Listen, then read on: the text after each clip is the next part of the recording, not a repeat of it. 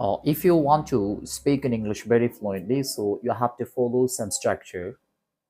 If you want to continue this process, that it will help you to develop yourself. So today I want to share with you a structure, the use of can, can. So can শব্দের অর্থ হচ্ছে পারা।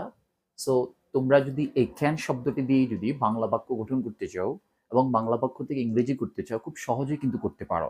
So কিভাবে ব্যবহার করবে? খান শব্দটি হচ্ছে একটা মডেল অক্সিলারি ভার্ব। সো প্রথমে সাবজেক্ট ব্যবহার করে তারপরেই তোমরা এই মডেল অক্সিলারিটি ব্যবহার করতে পারো।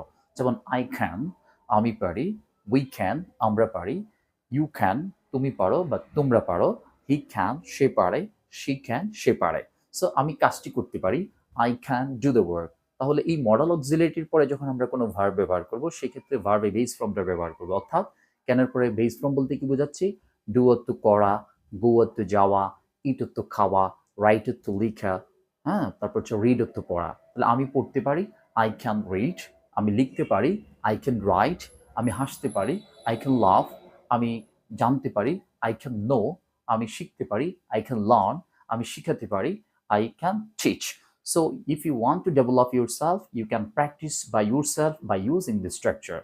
I think it will be helpful for you. Thank you very much. দেখা হচ্ছে অন্য কোনো ভিডিওতে। সবাই ভালো থাকবেন। আল্লাহ হাফিজ।